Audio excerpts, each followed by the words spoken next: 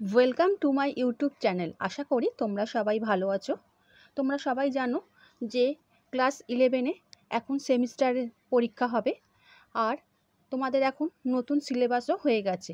তার জন্য আমি তোমাদের প্রথমে যে পুঁই মাচা গল্পটি আমি তোমাদের পড়িয়ে দিয়ে তার থেকে আমি এমসিকিউর কোশ্চেন আর তার অ্যান্সার আলোচনা করে দিয়েছি। যারা দেখোনি তারা আমার চ্যানেলে গিয়ে সেই গল্পটি দেখে নিতে পারো।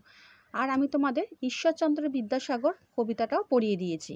তার সঙ্গে সঙ্গে আজকে আমি তোমাদের সেখান থেকে কিছু এমসিকিউর কোশ্চেন আর তার অ্যান্সার আলোচনা করে দিচ্ছি।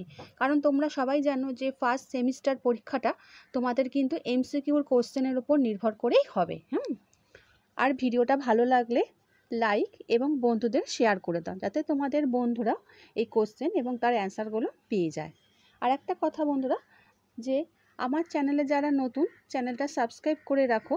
কারণ আমি তোমাদের প্রত্যেকটা ক্লাসের ক্লাস 10, 11 এবং 12 সমস্ত ক্লাসের আমি গল্প কবিতা পড়ে পড়ে বলে বুঝিয়ে দেওয়ার সঙ্গে সঙ্গে তার থেকে আমি কোশ্চেন অ্যান্সার করে দিই। আর এছাড়াও আমি তোমাদের পরীক্ষার সময় সাজেশান দিয়ে থাকি, আর পরীক্ষার যে পেপারগুলো সেগুলো আমি তোমাদের সলভ করে দিই, যাতে তোমাদের কোনো অসুবিধা না হয়। আচ্ছা বন্ধুরা, আরম্ভ করে দিচ্ছি। আর একটা কথা, তোমাদের যদি কারোর কোনো অসুবিধা থাকে তাহলে আমাকে কমেন্ট করে জানিও যে তোমাদের কি কোশ্চেন লাগবে বা তোমাদের এই কোশ্চেনটা বুঝতে অসুবিধা হচ্ছে, তাহলে তোমাদের আমি সেই জায়গাটা বুঝিয়ে দেবো। আর আগে বিদ্যাসাগর আমি কবিতাটা আলোচনা করে দিয়েছি, আমার চ্যানেলে গিয়ে সেই কবিতাটা দেখে নিতে পারো। তাহলে বন্ধুরা আরম্ভ করে দিচ্ছি।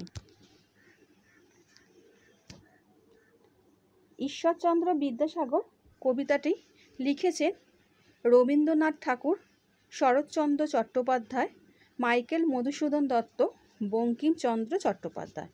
এটা হবে মাইকেল মধুসূদন দত্ত। বিদ্যাসাগর তুমি বিখ্যাত ড্যাশ। এই ড্যাশ জায়গাটা এখানে শূন্যস্থান পূরণ দিয়েছি। এখানে কি হবে, যারা কবিতাটা পড়েছে তারা জানো। এখানে হবে কি ভারতে, দিল্লিতে, রাজস্থানে, পুনাতে। এটা হবে ভারতে। দিন যে দিনের বন্ধু, এখানে দিনের বন্ধু হলেন ঈশ্বরচন্দ্র বিদ্যাসাগর, রবীন্দ্রনাথ ঠাকুর, শরৎচন্দ্র চট্টোপাধ্যায়, বঙ্কিমচন্দ্র চট্টোপাধ্যায়। এখানে হবে ঈশ্বরচন্দ্র বিদ্যাসাগর। দিন যে দিনের বন্ধু, দিন শব্দটির অর্থ কি?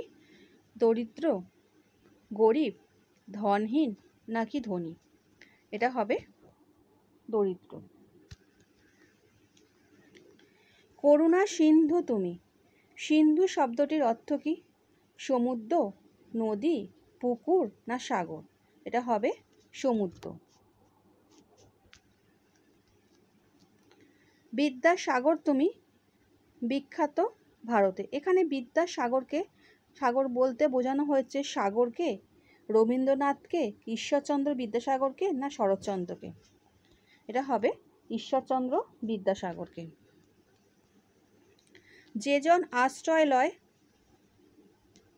সবাই কোথায় আশ্রয় নয়? সুবর্ণচরণে, পর্বতে, পাহাড়ে না গুহায়? এটা হবে সুবর্ণচরণে। সেই জানে কত গুণ ধরে, কত মতে গিরিশ। এখানে গিরিশ শব্দটির অর্থ কি? মহাদেব। না বিষ্ণু, ইন্দ্র না বরুণ? এটা হবে মহাদেব। যোগায় অমৃত ফল পরম আদরে, কারা অমৃত ফল দান করে? দীর্ঘ গাছেরা, সন্ন্যাসীরা, মানুষেরা, বড় লোকেরা? এটা হবে দীর্ঘ গাছেরা। দানে বাড়ি নদী রূপ, বিমলা কিঙ্করী। এখানে কিঙ্করী শব্দের অর্থ দাসী, চাকর, ঝি, রাঁধুনি। এটা হবে দাসী। দিবসে শীতল শাসী ছায়া, এই কবিতায় শীতল শাসী ছায়া কে প্রদান করে? গাছেরা, পাহাড়, পর্বত, বট গাছেরা? এখানে হবে গাছেরা।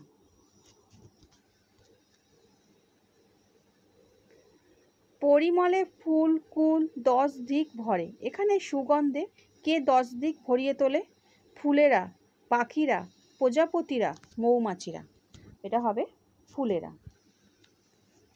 কিন্তু ভাগ্য বলে পেয়ে সে মহাপর্বতে। এখানে মহাপর্বত বলতে এখানে কার কথা বলা হয়েছে? ঈশ্বরচন্দ্র বিদ্যাসাগর, রবীন্দ্রনাথ ঠাকুর, শরৎচন্দ্র চট্টোপাধ্যায়, বঙ্কিমচন্দ্র চট্টোপাধ্যায়। এখানে হবে ঈশ্বরচন্দ্র বিদ্যাসাগর।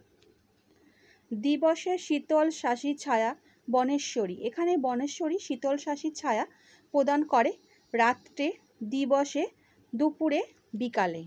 এটা হবে দিবসে। দিন যে ড্যাশ বন্ধু, তাহলে এই ড্যাশ জায়গাটা কি হবে? দিনের, দিনের দরিদ্র না দিন। তোমরা যখন দেখবে, একটু তোমাদের একটা কথা বলে দিই, এই যে দিন যে দিনের বন্ধু, এখানে দিন বানানটা কিন্তু দয় দীর্ঘী দন্তের ন হবে, দন্তের নয় একার। দিনের কিন্তু দয় হস্যি কিন্তু নয়। তোমরা জানো সবাই যে দিন আর দয়স্যি দন্তের ন দিন আর দয় দীর্ঘী দন্তের ন দিনের মধ্যে অনেক পার্থক্য। দিন কথাটার মানে হচ্ছে দিবস, আর দয় দীর্ঘী দন্তের ন দিন কথাটার মানে হচ্ছে কিন্তু দরিদ্র। এটা একটু খেয়াল রাখবে তোমরা। তাহলে এখানে কি হবে? দিন যে দিনের বন্ধু, তাহলে এখানে দিনের বানানটা কিন্তু দয় দীর্ঘী দন্তের নয়কার র, এটা হবে, একটু খেয়াল রাখবে বানানগুলো। হেমাদ্রির হেমকান্তি অম্লান কিরণে। হেমাদ্রি কথাটির অর্থ কি? সুমেরু পর্বত, আরাবল্লী, কারাকোরাম না বিন্ধ্যাচল? এটা হবে সুমেরু পর্বত। হেমাদ্রির হেমকান্তি অম্লান কিরণে। অম্লান শব্দটির অর্থ অম্লিন, তিক্ত, মিল, মিষ্ট। এখানে হবে অম্লিন।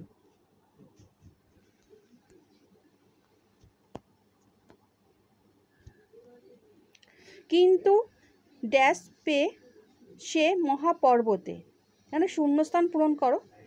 ভাগ্য বলে, ভাগ্য পেয়ে, ভাগ্য ছেড়ে, ভাগ্য পাল্টে।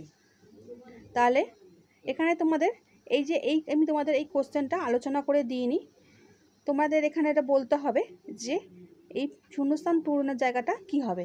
আমাকে তোমরা কমেন্ট করে জানিও, তাহলে আমি বুঝবো যে তোমরা কবিতাটা কেমনভাবে পড়েছো।